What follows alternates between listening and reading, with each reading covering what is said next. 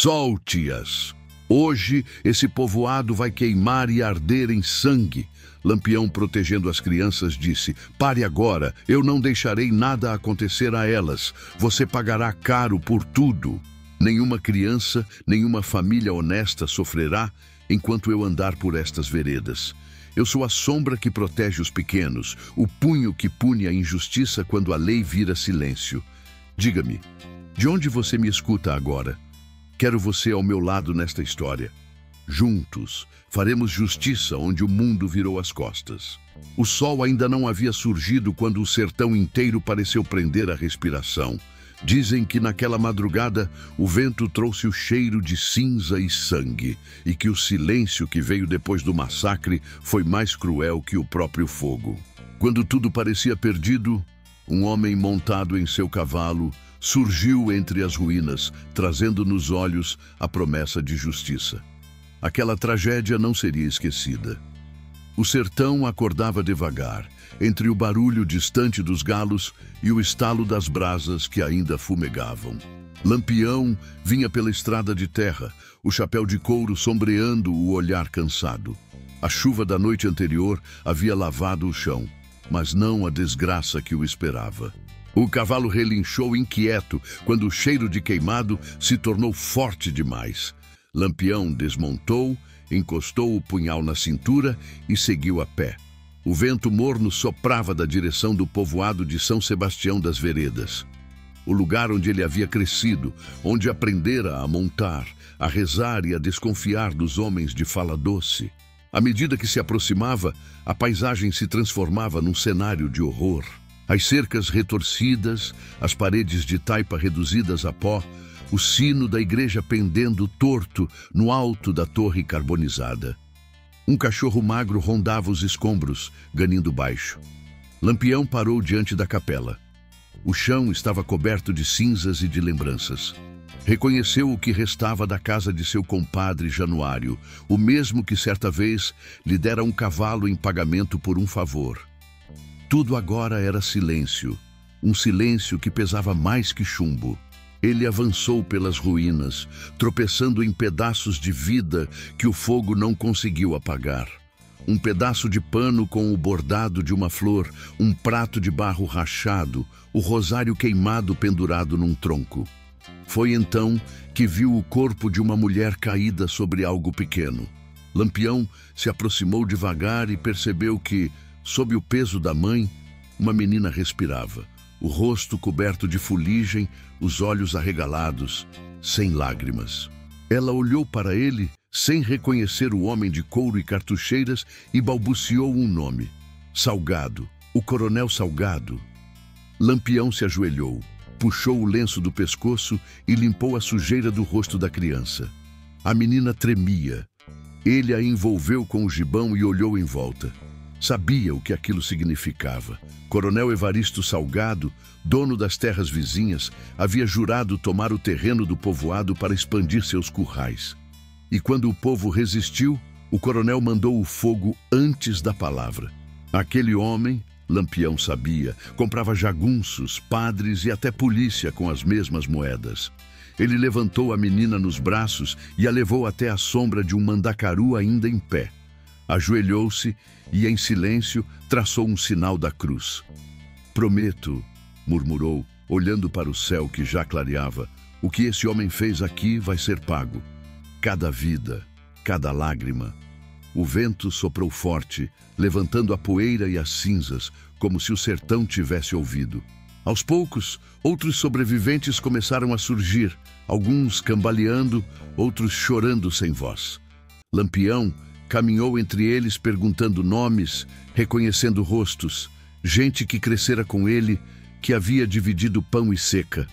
O rosto do velho Alfenas, o ferreiro coberto de pó, a professora Maria do Carmo caída ao lado da lousa quebrada. Lampião fechou os olhos por um instante. O passado e o presente se misturavam. Tudo o que ele fora um dia estava ali, morto. Pegou um punhado de terra e deixou escorrer entre os dedos. Agora quem vai enterrar o silêncio sou eu, disse baixo. Montou o cavalo, olhou uma última vez para o povoado e partiu. O vento levava o cheiro do fogo, e o sol começava a nascer avermelhado, como se o próprio céu sangrasse. Naquela manhã, nascia outra lenda. O homem que até então lutava por sobrevivência, agora lutaria por justiça. O sertão veria outra face de Lampião, a do justiceiro movido pela memória dos que jamais teriam voz. Se gosta de histórias como esta, inscreva-se e ative a campainha. Aqui revivemos histórias que a história não se atreve a contar. Nos dias que se seguiram, o sertão parecia emudecido. O fogo havia devorado não apenas casas e plantações, mas também o pouco de esperança que restava naquele povo. Lampião voltou ao povoado em busca de respostas. Encontrou o corpo do padre João entre os escombros da sacristia, o mesmo que o batizara quando criança. Em suas mãos queimadas, ainda segurava uma cruz de madeira. O cangaceiro se ajoelhou, passou os dedos na cruz e a guardou dentro do gibão. Ali nascia o símbolo de uma promessa que nem a morte apagaria. Enquanto caminhava, ouviu um gemido vindo do que restava da venda de seu Alfredo. Sob um balcão carbonizado, um homem respirava com dificuldade. Era Zé Bento, antigo vaqueiro do coronel Evaristo Salgado, agora ferido e abandonado. Lampião o puxou com cuidado e lhe deu um gole d'água. Entre tosses e sangue, o homem contou o que sabia. Salgado havia mandado queimar o povoado para ensinar respeito. Ordenou o ataque na noite de São João, enquanto as famílias dançavam quadrilha e soltavam fogos.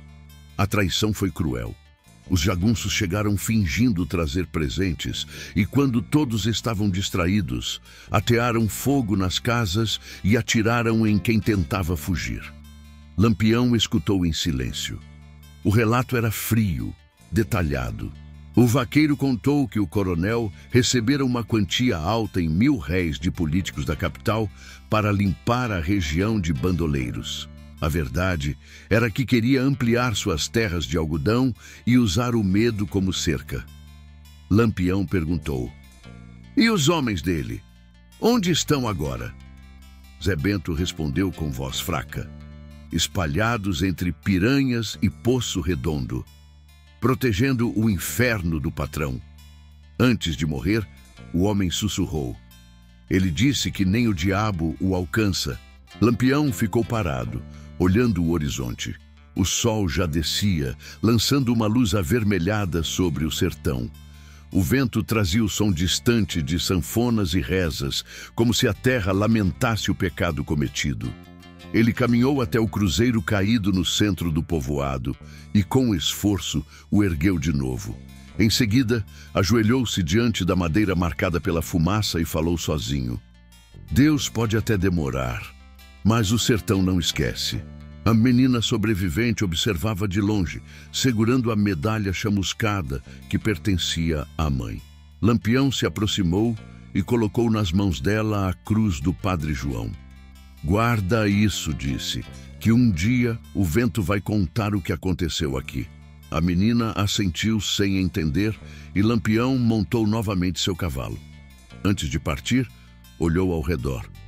Cada pedaço de barro e cinza guardava uma lembrança. A festa do padroeiro, o cheiro de rapadura, as risadas nas janelas, tudo morto. Na estrada, encontrou 3 cangaceiros de seu bando: Volta Seca, Luiz Pedro e Jurite, que vinham ao seu encontro. Lampião contou o que vira e o que ouvira. Nenhum deles disse palavra. O silêncio do grupo era a resposta. A noite caiu e as estrelas pareciam mais frias. Pararam perto de um riacho seco, onde Lampião acendeu uma pequena fogueira. Enquanto olhava as chamas, falou como quem faz juramento: "Amanhã começa o acerto. O sertão vai saber o preço de mexer com quem não tem medo de morrer." Volta Seca perguntou: "E se o coronel tiver o exército por trás?" Lampião respondeu sem hesitar: "Então o sertão vai lembrar que antes de farda existe alma. E alma que se vende ao poder não escapa da poeira." Naquela noite, Lampião não dormiu. Observou o fogo até o amanhecer, lembrando os rostos que perdera. O vento carregava cinza e cheiro de madeira queimada, e cada sopro parecia sussurrar o nome de Salgado. O cangaceiro entendeu que, a partir daquele instante, não lutava apenas por vingança, mas por memória. O sertão havia sido ferido e ele seria o remédio. Amargo, mas justo. Na manhã seguinte, o sol apareceu como uma lâmina sobre o sertão. Lampião seguiu em direção a Poço Redondo, uma vila movimentada nas margens do São Francisco, onde o comércio e as notícias corriam mais rápido que o vento. As feiras estavam cheias de gente vendendo couro, rapadura e gado magro, enquanto os violeiros cantavam modas tristes sobre coronéis e traições. Ele entrou silencioso, disfarçado sob o chapéu baixo e o lenço cobrindo o rosto. Na venda de seu Damião, escutou conversas baixas sobre o coronel Evaristo Salgado. Diziam que ele havia sido visto dias antes na fazenda Boa Esperança, contando dinheiro em moedas de R$1000 e rindo do povoado queimado. Foi castigo de Deus para quem desafiou gente grande, comentou um dos fregueses. Lampião, sem levantar o olhar, apenas mexeu o café com o canivete e respondeu: Deus ainda não falou comigo sobre esse castigo, mas quando falar, o senhor vai ouvir o trovão. A fala deixou todos em silêncio. Ninguém sabia quem ele era, mas sua voz tinha peso de quem já viu a morte de perto. Lampião saiu da venda e caminhou pelas ruas empoeiradas. Em frente à igreja, viu crianças brincando descalças e mulheres com rosários na mão. O sino tocava, chamando para a novena de Santo Antônio, o santo das causas impossíveis. O narrador descreve o contraste, a fé simples do povo e a arrogância dos que compravam o céu com moedas. No caminho para a saída da vila, Lampião encontrou Padre Firmino, um homem baixo e de fala mansa, conhecido por abençoar cangaceiros e coronéis sem distinção. O padre o reconheceu e, com um suspiro, disse: Virgulino, o que houve em São Sebastião foi mais que crime. Foi praga. O sangue inocente chama vingança. Lampião respondeu sem rodeios: Eu não vim pedir perdão, padre. Vim pedir direção. E o padre, olhando o chão rachado, disse apenas: A justiça de Deus é lenta, mas a do sertão não espera. Naquele mesmo dia, Lampião foi informado de que o coronel Salgado havia recebido 10 contos de réis do governo estadual para pacificar a região. O dinheiro vinha de políticos de Maceió e Recife, interessados em manter o comércio de algodão sob domínio dos coronéis aliados. Lampião escutou o relato e ficou calado. Quando o homem terminou, ele tirou uma moeda do bolso e jogou no chão. É assim que eles pagam o inferno, disse, com metal e mentira. À noite, acampado às margens do rio, o grupo se reuniu ao redor do fogo. Luiz Pedro afiava o facão, Juriti contava os cartuchos e Volta Seca observava o céu. Lampião desenhou um círculo na areia e cravou o punhal no centro. Aqui está o nome de quem matou meu povo, Evaristo Salgado. Quem quiser comigo vai cruzar esse risco. Ninguém hesitou. Um a um, os homens pisaram dentro do círculo. O sertão assistia em silêncio ao nascimento de uma guerra. Lampião sabia que atacar o coronel era desafiar o poder de muita gente grande, mas também sabia que quem vive de medo morre calado.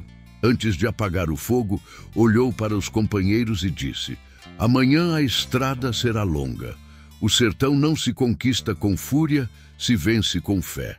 Enquanto o vento soprava do norte, levando o som das corujas e o farfalhar das folhas secas, Lampião olhou para o céu estrelado e sussurrou: O dinheiro pode comprar o silêncio dos homens, mas não o juízo de Deus.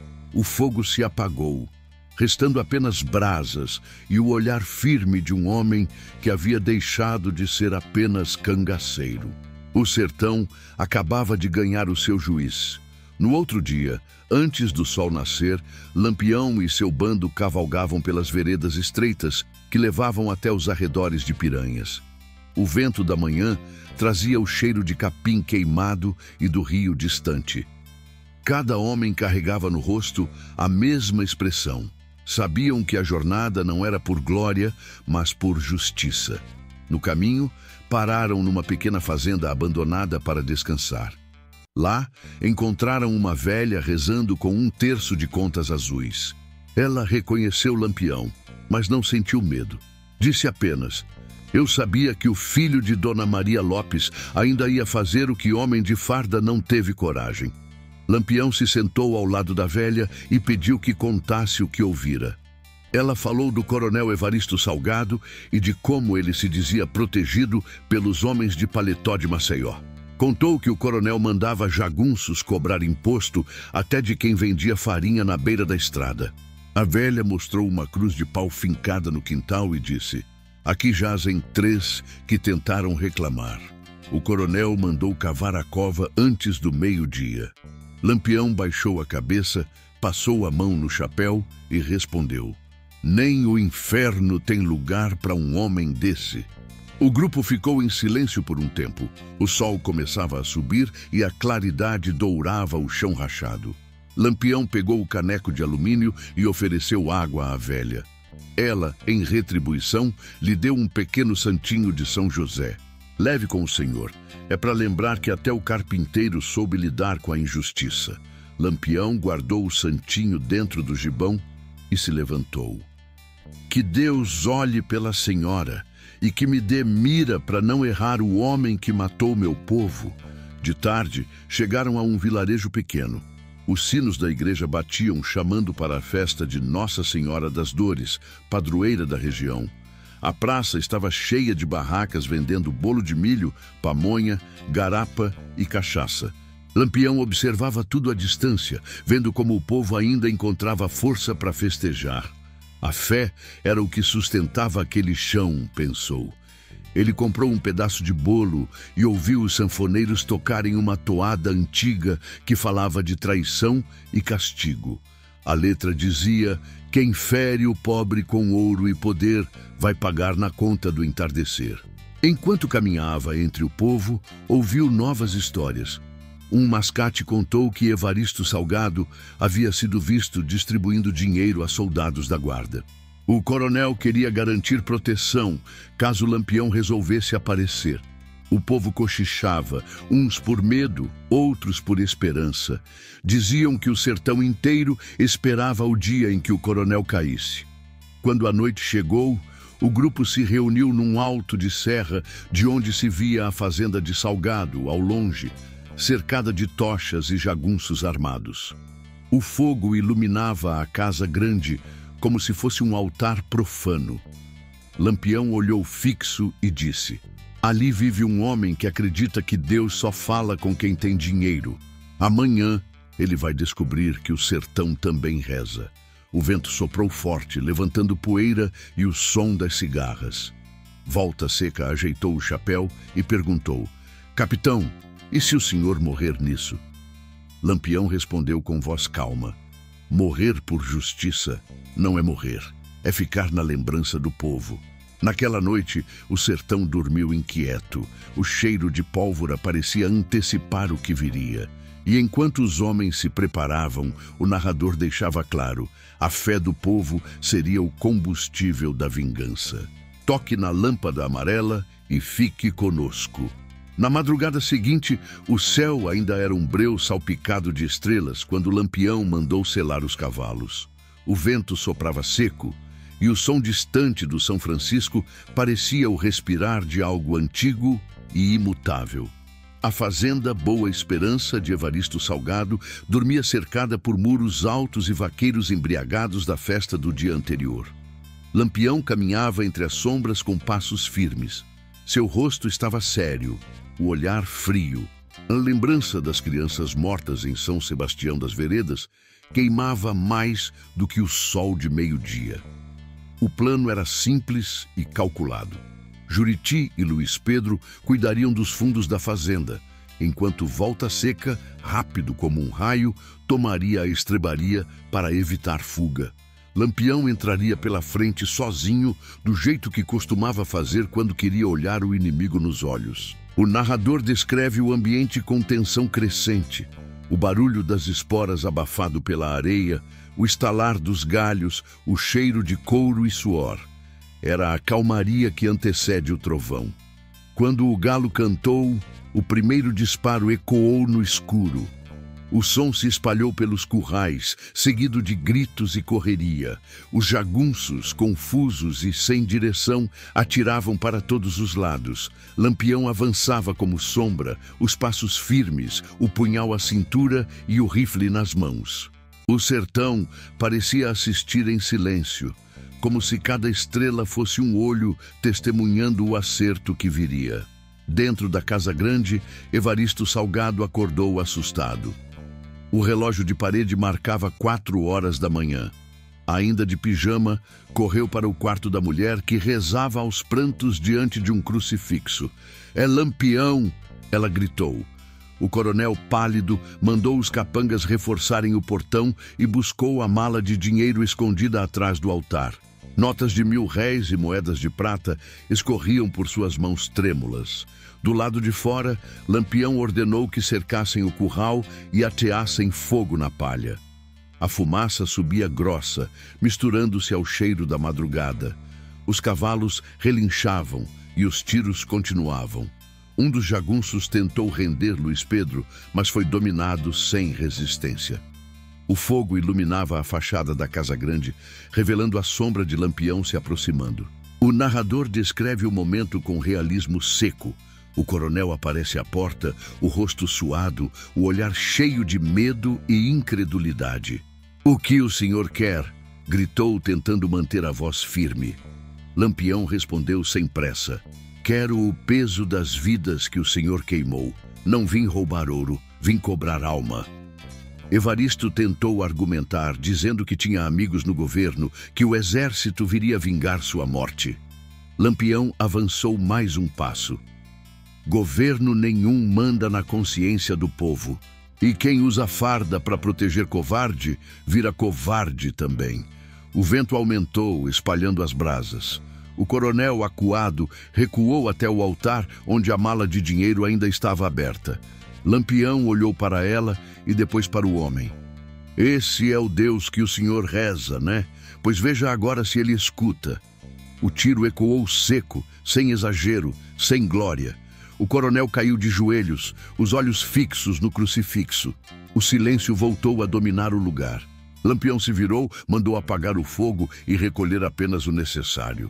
Comida, munição e documentos. O dinheiro ordenou que ficasse. "O ouro dele é maldito, serve para reconstruir o que ele destruiu." Os homens obedeceram. No amanhecer, a fazenda Boa Esperança ardia em brasas, e o nome Salgado começava a desaparecer das bocas do sertão. Lampião montou o cavalo, olhou para trás e disse: "O sertão sabe cobrar. Às vezes demora, mas não esquece." Quando o sol já queimava alto, o sertão inteiro parecia quieto, como se observasse o que acabara de acontecer. A fumaça da fazenda Boa Esperança se misturava ao calor do meio-dia, formando um véu cinzento no horizonte.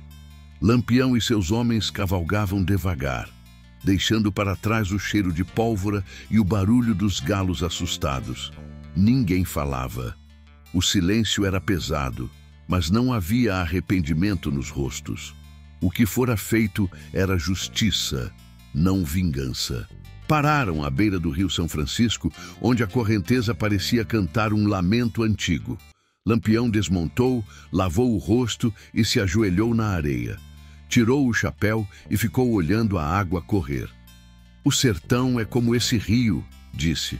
"Quando represam, ele quebra as margens." Volta Seca, sentado numa pedra, perguntou o que fariam com os pertences do coronel. Lampião respondeu sem levantar a cabeça: "Vamos devolver o que é do povo. Ouro roubado é peso morto." Naquela mesma tarde, foram até um vilarejo próximo chamado Riacho Seco, onde muitos dos trabalhadores de Evaristo Salgado viviam em miséria, plantando mandioca em terra dura. O povo, ao ver o grupo se aproximando, correu assustado, pensando ser mais uma invasão. Mas Lampião ergueu a mão e gritou: "Ninguém vai perder nada. Hoje o sertão ganha o que o inferno tentou roubar." Abriu uma das carroças trazidas da fazenda e começou a distribuir 1000 réis, tecidos e ferramentas. As mulheres se ajoelhavam, os homens choravam. Uma senhora de lenço branco nas costas entregou a ele um pequeno crucifixo e disse: "Que Deus perdoe os dois, meu filho, o coronel por ter pecado e o senhor por ter feito o que Deus não fez." Lampião segurou a cruz e respondeu: "Deus não esquece, dona, só espera o tempo certo para agir." O narrador descreve o impacto da cena com detalhes reais. O povo reunido na Praça de Barro, o cheiro de suor e fumaça, o burburinho das crianças que corriam ao redor, a poeira levantando como incenso diante do sol. Lampião subiu no batente de uma venda abandonada e falou com voz firme: "Escutem bem. As terras do coronel agora pertencem a vocês. Quem quiser plantar, plante. Quem quiser rezar, reze. Mas ninguém mais vai se ajoelhar para coronel nenhum." As palavras correram como vento. À noite, o povo acendeu lamparinas e começou a cantar benditos. Era como se o sertão tivesse recuperado o ar. Os cangaceiros, sentados à distância, observavam em silêncio. Juriti comentou: "O senhor virou santo agora, capitão?" Lampião sorriu de lado. "Santo, não. Mas homem também não pode deixar o mal vencer sozinho." Quando o canto do povo cessou, ele caminhou até a beira do rio e abriu a mala de dinheiro que ainda restava. Pegou um punhado de notas e lançou na água. As cédulas boiaram por um instante antes de desaparecer na correnteza. "Dinheiro maldito volta para o barro de onde saiu", disse. No outro dia, antes de partir, deixou ordens para que parte das terras fosse entregue às famílias do povoado queimado. Os mais velhos receberam gado, os mais jovens enxadas e sementes. Um rapaz se aproximou e perguntou se ele voltaria. Lampião respondeu olhando o horizonte: "Eu não volto, mas o nome fica. E quando alguém perguntar quem foi que fez isso, diga que foi o sertão." A jornada de volta foi silenciosa. O grupo cruzava o caminho entre as veredas e os arbustos secos. O sol começava a cair, pintando o céu de vermelho. Lampião olhou para trás e viu o povoado renascendo em meio ao pó. O narrador encerra o capítulo com um tom sereno. O cangaceiro que um dia viveu pela bala, agora caminhava sob o peso da fé e da lembrança. O sertão tinha justiça, mesmo que escrita com pólvora. Nos dias que seguiram, a notícia correu como vento bravo. De Piranhas à floresta, de Poço Redondo a Águas Belas, todos falavam do que Lampião havia feito. Uns diziam que ele tinha virado juiz do sertão, outros juravam que fora instrumento da vontade divina.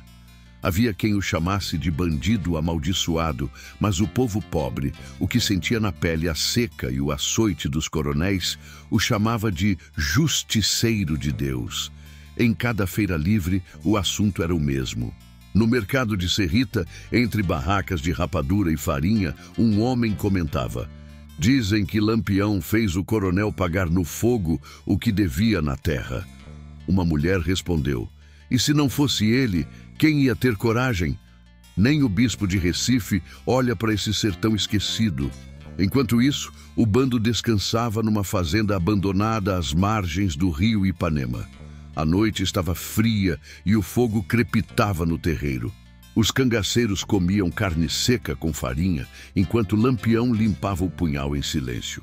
O rosto refletia cansaço, mas também uma serenidade que raramente mostrava. Juriti quebrou o silêncio. "Capitão, o povo anda dizendo que o senhor virou milagreiro." Lampião sorriu de leve. "Milagre é ver pobre sorrir. Isso sim é coisa de Deus." Ele olhou o fogo e, por um momento, pareceu distante. Lembrou do pai, morto injustamente por soldados, e da mãe, que passara a vida pedindo que o filho não deixasse o ódio lhe roubar o coração. A lembrança do povoado destruído voltava à mente, mas agora misturada ao som das risadas das crianças que tinham recebido as terras. Era como se a justiça tivesse aberto espaço para a esperança. O narrador descreve o cenário com minúcia. O sertão dormia sob um céu estrelado, os grilos faziam coro e o vento trazia cheiro de alecrim. Mas havia inquietação no ar. No outro lado da caatinga, as autoridades já tramavam resposta. O tenente Bezerra de Menezes, chefe da Volante de Alagoas, jurara caçar Lampião e exibir sua cabeça como troféu. As ordens vinham do próprio governador, pressionado por coronéis temerosos. No dia seguinte, um vaqueiro trouxe a notícia até o acampamento. "Capitão, estão dizendo que tem tropa vindo de Aracaju. Vêm armados até os dentes." Lampião escutou e respondeu calmo: "O sertão é largo. Quem vem atrás da justiça morre cansado. Mas se quiserem medir força, o chão vai beber o suor deles também." Entre os cangaceiros, o clima era de expectativa. Volta Seca afiava o facão, Luiz Pedro preparava as munições e Maria Bonita, sentada sob um juazeiro, costurava remendos no gibão de Lampião. Ela o olhava com um misto de amor e preocupação. "Tu não tem medo, Virgulino?" Ele respondeu sem hesitar. "Medo a gente sente, mas não se entrega. Quem carrega a fé do povo não pode se esconder." Naquela noite, Lampião reuniu todos em volta da fogueira. Falou pouco, mas cada palavra tinha peso. O sertão não precisa de santos. Precisa de homem que olhe para o outro sem pensar em dinheiro. Enquanto tiver pobre sendo explorado, minha luta não acabou. E se eu cair, vocês continuam. O povo tem que saber que ninguém é dono do sol." Os homens ficaram em silêncio. A chama da fogueira refletia nos olhos de cada um, como se o fogo sagrado do sertão estivesse ali, dividindo espaço com a revolta e a fé. O narrador conclui o capítulo com a imagem do grupo adormecendo sob o vento seco da madrugada, enquanto o som distante de um aboio se misturava ao canto dos galos. O sertão repousava, mas sabia: a calmaria nunca dura muito quando a justiça resolve caminhar. O amanhecer chegou, com o sol vermelho rasgando o horizonte. O calor ainda mal nascia e Lampião já estava de pé, olhando o caminho de terra batida que se perdia entre os mandacarus. Ele sabia que o tempo de paz seria curto. As volantes vinham com sede de sangue, e o nome dele, que o povo pronunciava com fé, os poderosos pronunciavam com ódio. Ao longe, os sons metálicos de ferraduras e o eco dos cascos começaram a surgir como prenúncio. Luiz Pedro, de binóculo em punho, confirmou: "Capitão, são uns 30 homens. Vêm em fila, bem armados." Lampião apertou o chapéu de couro na cabeça e respondeu tranquilo: "Então o sertão vai ouvir de novo quem é filho da injustiça." O bando se espalhou pelo terreno alto, escondendo-se entre as pedras e o mato seco. Lampião se posicionou atrás de um juazeiro retorcido, o rifle apoiado no joelho. A tensão cortava o ar. O vento parou, como se o próprio sertão prendesse a respiração. Quando o primeiro soldado cruzou a curva da estrada, um disparo seco partiu o silêncio. O tiroteio ecoou por todo o vale. A fumaça da pólvora formava uma névoa azulada sobre o chão rachado. O narrador descreve a cena com precisão cruel. Cada estampido, cada grito, cada baque no chão. As balas ricocheteavam nas pedras, os cavalos se assustavam e fugiam. E os homens de Lampião se moviam com a destreza de quem já nascera lutando contra a morte. Em meio à fumaça, o tenente Bezerra surgiu de pé, berrando ordens, tentando organizar os soldados. Lampião o avistou e, sem hesitar, levantou o rifle. O disparo o atingiu no ombro. O oficial cambaleou, mas resistiu. "Rende-se, Lampião!" gritou, tentando parecer valente. O cangaceiro respondeu com voz firme, carregada de raiva antiga: "Rende-se quem deve culpa. Eu só pago o que devo a Deus." A luta durou menos de meia hora. Quando o último soldado fugiu, o silêncio voltou a cobrir o sertão, cortado apenas pelo zumbido das moscas e o estalo das brasas de pólvora. Lampião caminhou entre os corpos e mandou os homens enterrarem os mortos. "Morreram no sertão, vão descansar no mesmo chão", disse. Enquanto cavavam as covas rasas, Maria Bonita apareceu trazendo um cantil de água. O rosto suado, os olhos preocupados. Tu não se cansa, Virgulino? Ele sorriu, cansado também. Canso, mulher, mas não posso parar. Cada injustiça que vejo é mais um passo que me empurra para frente. Ao cair da tarde, o grupo recolheu o que podia carregar. Deixaram as armas dos mortos enterradas como sinal de respeito e seguiram rumo a Canindé de São Francisco. O caminho era longo e o sol impiedoso. As sombras se alongavam sobre o chão seco e o vento trazia o cheiro de jurema e sangue. No meio do caminho, Lampião parou o cavalo e olhou o horizonte. O sertão é mesmo um espelho de Deus, murmurou. Quem tem maldade se vê nele e se apavora. Quem tem fé encontra consolo. Luiz Pedro, curioso, perguntou: E o senhor, capitão, o que vê? Lampião respondeu sem tirar os olhos do sol poente: Eu vejo o que ainda falta ser feito. O narrador encerra o capítulo descrevendo o pôr do sol tingindo o céu de cor de cobre. O grupo seguia em silêncio e o som dos cascos misturava-se ao vento quente. Cada homem ali sabia que o que estavam vivendo viraria lenda, mas para Lampião era apenas mais um dia de ajuste no sertão. A noite caiu sobre o sertão feito um manto pesado. O bando acampou perto de um velho casarão abandonado, entre Água Branca e Poço Redondo, onde outrora funcionava um engenho de cana. O lugar cheirava a ferrugem e solidão. Lampião sentou-se na varanda de tábuas podres, observando o fogo tremeluzir no terreiro. Cada estalo da lenha parecia um sussurro do passado. Ele tirou do bolso uma pequena medalha de São José que carregava desde menino. Passou os dedos sobre o metal gasto e murmurou uma prece baixa. Maria Bonita, que vinha trazendo um pano de couro, o observava em silêncio. Reza, Lampião? Perguntou. Ele levantou os olhos cansados e respondeu: Rezo para não esquecer que ainda sou gente. O sangue demais endurece o coração da gente. E eu ainda quero ter pena de alguém. O narrador descreve a madrugada fria. O vento arrastava folhas secas e fazia o fogo dançar. Juriti se aproximou com um saco de mantimentos que haviam tomado dos soldados. Capitão, achei dinheiro, relógio e um rosário. O que fazemos? Lampião respondeu sem hesitar. O rosário volta para quem rezar por alma boa. O dinheiro vai para o povo. O relógio deixa marcando a hora que esses homens morreram para lembrar o sertão do preço da injustiça. Enquanto os cangaceiros dormiam, ele permaneceu acordado, pensando no que o sertão ainda escondia.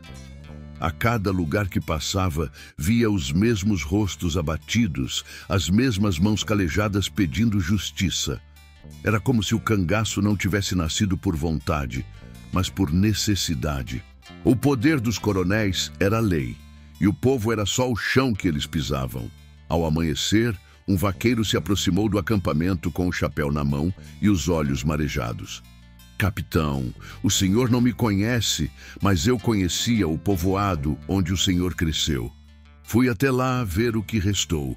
O chão ainda fede a fumaça, mas já tem menino brincando de roda outra vez. Lampião ouviu calado. Depois, levantou-se, pegou o cantil e deu um gole d'água. Então valeu a pena, respondeu. Ele cavalgou até o alto de um morro próximo e ficou observando o sertão se estender em linhas infinitas. O sol nascia, dourando a paisagem de cactos e pedras. O narrador descreve a cena com lirismo seco, real. O canto distante dos galos, o cheiro de terra quente, o horizonte tremendo no calor. Lampião falou sozinho, mas alto o bastante para que o vento ouvisse. O sertão não precisa de rei nem de trono, precisa de memória. Maria Bonita se aproximou e pousou a mão em seu ombro. E o que vai fazer agora, Virgulino? Ele respirou fundo. Agora, Maria, o povo vai plantar onde o fogo passou. Quero ver brotar milho onde caiu sangue. De volta ao acampamento, reuniu os homens. A luta não é só bala, disse. É também dar terra a quem tem fome e coragem, a quem perdeu a fé. Vamos ajudar o povo de Riacho Seco a reconstruir o que os covardes queimaram. Durante dias, Lampião e seus homens ajudaram nas roças, cavaram poços, consertaram cercas. O povo, desconfiado no início, logo entendeu que o cangaceiro não viera roubar, viera devolver. O narrador descreve com riqueza sensorial o som das enxadas, o cheiro do feijão cozinhando nas panelas de barro, o riso das crianças correndo entre os casebres reconstruídos. À noite, quando o trabalho cessava, o povo se reunia em volta da fogueira. Tocavam sanfona, cantavam mulher rendeira e contavam causos. Lampião observava tudo com um sorriso discreto. "Tá vendo, Maria?" disse. "O sertão não é só seca, é gente que floresce mesmo quando o chão é duro." O narrador encerra o capítulo mostrando Lampião caminhando sozinho pela beira do rio. A lua se refletia na água e ele murmurou: "Um dia o povo vai contar essa história. Mas que contem direito, que saibam que eu lutei para que o sertão tivesse dono de si." O tempo passou e o sertão começou a se recompor. O povoado, que antes fora palco de desgraça, agora florescia devagar. As crianças corriam entre as novas casas de taipa, o som das enxadas voltava a ecoar, e o cheiro do feijão fervendo lembrava que a vida insistia em recomeçar. Lampião observava tudo de longe, sentado sob a sombra de um umbuzeiro. Parecia tranquilo, mas o olhar carregava a dúvida que sempre o perseguira. Até quando a justiça do sertão resistiria ao poder dos coronéis? Certa manhã, chegou a ele um padre vindo de Nossa Senhora da Glória, trazendo uma carta do bispo. Dizia que as autoridades exigiam sua rendição, prometendo perdão em troca da paz. O mensageiro, homem simples, ainda acrescentou: "Dizem que o senhor virou mito, capitão. Tem gente rezando missa em seu nome." Lampião riu, amargo. "Santo é quem morre com as mãos limpas, padre. Eu só fiz o que a lei devia ter feito." O narrador descreve o cenário com realismo duro. O sol a pino, o chão rachado, o som dos galos ao longe. Lampião segurava o chapéu de couro entre as mãos e pensava no que aquele sertão ainda esperava dele. Havia trazido justiça, mas não paz. As volantes continuavam rondando e cada ação sua virava lenda e maldição ao mesmo tempo. Naquela noite, reuniu o bando pela última vez. O fogo iluminava os rostos cansados. Maria Bonita, ao seu lado, parecia adivinhar o que viria. "Vai embora, Virgulino?" perguntou. Ele assentiu devagar. O sertão já aprendeu a andar sozinho. Agora é o povo quem tem que cuidar do que ficou. Os homens o olharam em silêncio. Ninguém ousou questionar. Lampião levantou-se e disse apenas: "O cangaço cumpriu seu papel. A justiça tem que viver sem arma, senão o sangue nunca seca."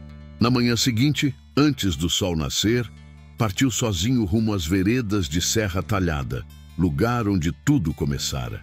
O narrador pinta a cena com detalhes vívidos.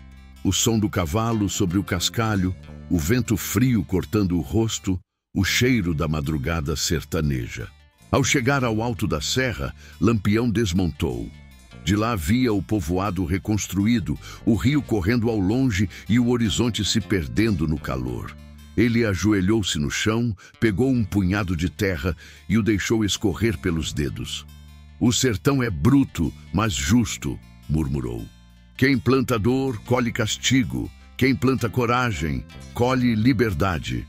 Guardou o punhal no bornal e olhou o céu aberto.